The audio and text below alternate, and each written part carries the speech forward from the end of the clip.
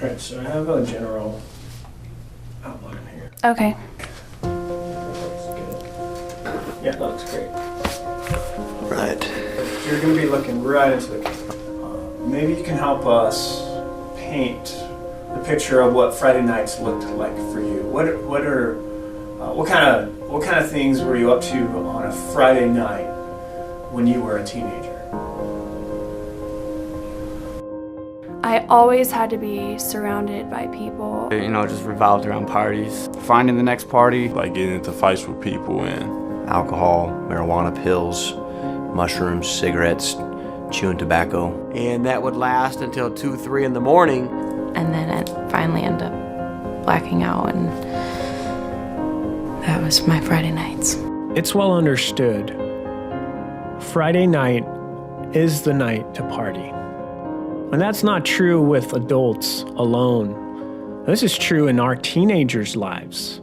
The teens in our country, their whole purpose on Friday night is let's have fun. But that leads them into the party scene. Ultimately, that leads to a life of great loss. And every Christian teen has them, friends who are lost and broken, who need restoring and salvation. But what are you doing with your teens to help them reach their lost friends? Your teens' friends who are lost, they're hungry for exhilarating fun. They're hungry to have a purposeful life. And we believe they will find that if we'll just give them what they need. A program on Friday night that is a substitute to the world's idea of fun. And we're calling it Full Throttle. Are You Full Throttle's been running for, I think, about 2.5 years. It's kind of surprised us and sprung up on us, the success that Full Throttle had. We've seen over 175 public school kids saved in that time period. We didn't really understand at the time what we were doing. No adults have ever brought a teenager to Are You Full Throttle. So it's grown well beyond the ability that I've had to even keep up with it, or anybody here has to keep up with it. I was moved to tears as I saw not only church teenagers, but I saw teenagers from the community, every walk of life you could imagine. You've got your kind of church kids, your deacons' kids, your kids that grow up in the church, and they're over here. And then over here are your bus kids, and over here are the kids from the rougher homes, and over here are programs that are for these kids that didn't grow up where these kids grew up. And you create this Christian school class of kids and this kind of bus kid class of teenagers. And we really just wanted to throw out that whole way of thinking. How do we deal with a group of teenagers where there's such a dynamic contrast? You've got teens that have been in church and they're growing and they're excited about things of the Lord versus teens that are coming in from other areas, public schools, know nothing about church. Is there a way that we can structure a program with structure that can bring these two groups together? And that can let these kids that have grown up in church say, okay, how do we take this, everything that I know about the Bible, everything that I know about Scripture, everything I've been taught since I was in Sunday school all the way up, how do I take this and use it to reach a world that's lost and looking for Christ and looking for meaning and purpose? I was praying one day and we had already discussed the possibility of starting something, but we didn't know what. And in the middle of all that, during prayer, God just gave me an idea about this concept of no loyalty.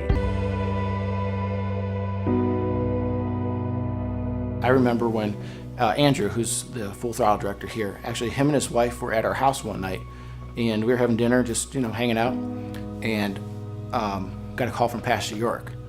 And he says, I've got this idea. He's like, I got to tell you about it. He had this idea for the 4 teams, and he really wanted this program structure where there would be 4 different teams. Each one of them would have a team leader, and there would be a competition. And every week would be a competition. And every single week, teenagers pick the team they want to be on.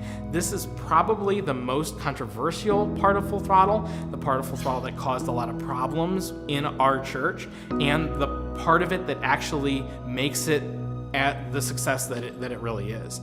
My first question was because when the teenagers show up on Friday night, at that time they choose a a circle or a group to join for that 1 week. And some of the teams were uneven. You know, one team had a lot and one of the team had a few. And I saw that as a problem because with my mentality, I'm like, no, we need to make everything even for everybody.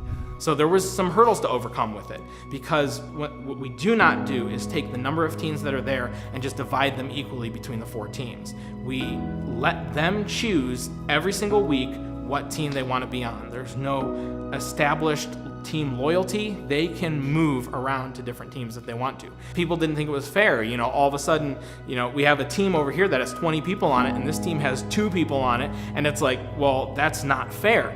And a couple of things we were trying to accomplish here. Number one was we wanted a competitive spirit in Full Throttle. We wanted there to be a sense of competition and also a sense that we weren't going to do the work for you. But I didn't understand one of the key elements to the Full Throttle was getting the church teenagers plugged in to ministering effectively to people of their peers. It was kind of, well, out of the blue, of course. Out of the box, definitely. It was like the next week that we said, okay, we're just gonna do it and see if this works. So we went from probably 20, 15 to 20 attending, probably actually more like 10 to 15 attending, to we had this like, that launch day was almost 50, and it was like, whoa, what is going on? These teenagers are motivated to do the works themselves. They have to fill their team. They have to put people on their team every single week, because I'm not doing it. I'm not putting people on your team. You got to put people on your team in your square every week, or else you don't have people on your team. And so it motivated them to say, oh man, this is serious. If I want to actually have a chance to compete, I got to go out and fill my team. So really, that was a difficult thing to overcome. And I know Pastor York really had to help, especially some parents through that, because there were parents who were very hurt by, they felt like their kids were not, were hurt by this idea that, it's not fair that I can't possibly compete at these games because I've got, just a few people on my team and they've got all these people. And it's because, that there's just a dynamic there of, hey, it's time for you to step up and work to bring people on your team. In the overcoming of that's been the greatest strength that Full Throttle has. What it also did is it created a spirit of whenever a teenager came in, whenever somebody new came in the room, or somebody came into church that was new, our teens were like, whoa, I got to get the person on my team. And so it created a spirit to where a new person walks in the door, instead of everybody just going like, it's a new guy, everybody's like, wow, come to my team, trying to get them, because everybody wants to fill their team so that they have a greater chance of winning. The other thing it does for our leaders is it really puts them in a position to where they have to learn to work with people and learn to build loyalty themselves. These people aren't going to be assigned to their team, so they have to come out of themselves in ways that will create some loyalty there. So we have teenagers that bring in snacks, that do things to thank their team for their time. So it created a spirit for them that they have to do things in order to help their team be healthy and survive. They have to actually care about the people that are underneath them, because otherwise that person's just going to wander off onto somebody else's team. We've had teams where there is 25 people on a team, but they get beat by the team with 3 people on it. Because the team with 3 people, they can't win a game, but they can sit down for a couple of hours at a coffee shop in the afternoon and do a bunch of challenges. They go through the RU book, do the challenges, and they get points for their team that way.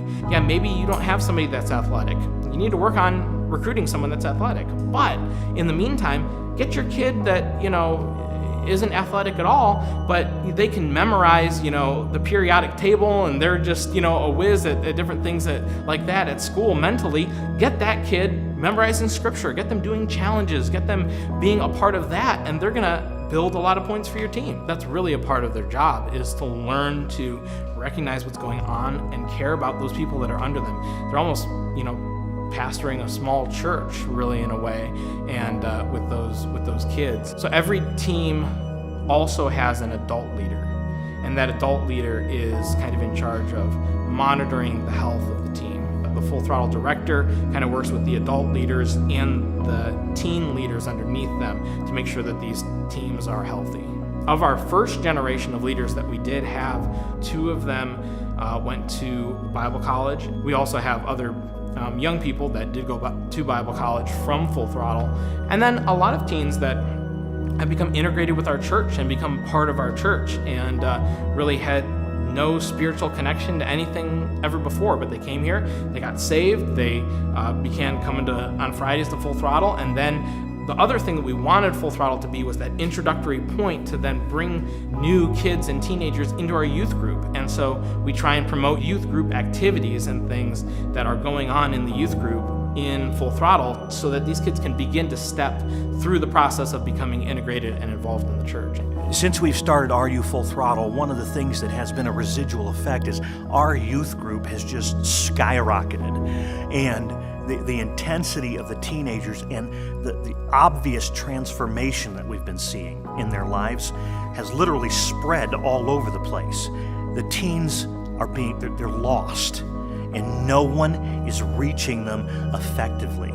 And honestly, I have never seen anything that works to this level to reach the raw public school hurting teen and also grows your church teens into powerful leadership within the church. They are prepped for the ministry and have so many more powerful ministry skills and leadership skills because of their experience as a teenager going through RU Full Throttle. So our leadership generally comes from our kids that have been a part of church and really know the program and are willing to obey and submit and follow rules and the structure that we give.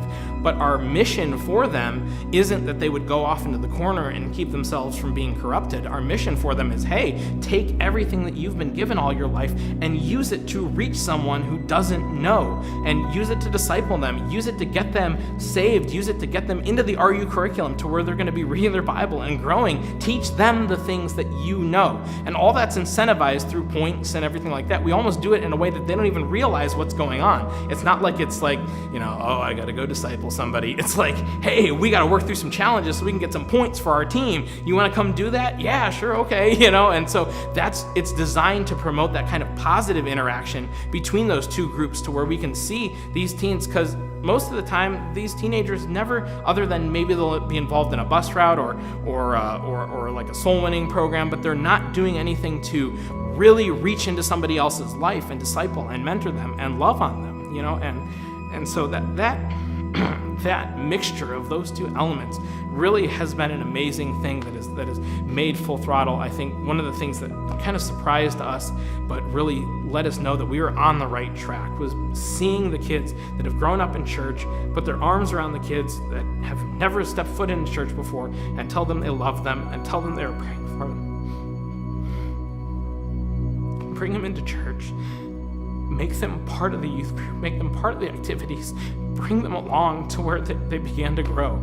And that's one of the things that kind of let us know that, man, this is working. This is what we were looking for. It's not just a fun night out for them. It's something that has the potential to change their lives. Full Throttle, what it has done is given a complete opportunity for a person that's not even connected to a church to come in and to get Matthew 28, 19, and 20 from their own peers.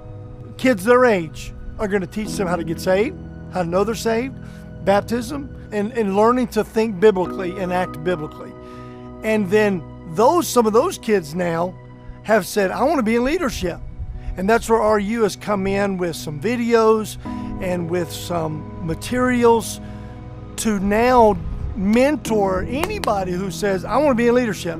I cannot be more excited about that. And so we are just delighted to see what God's going to do with Full Throttle.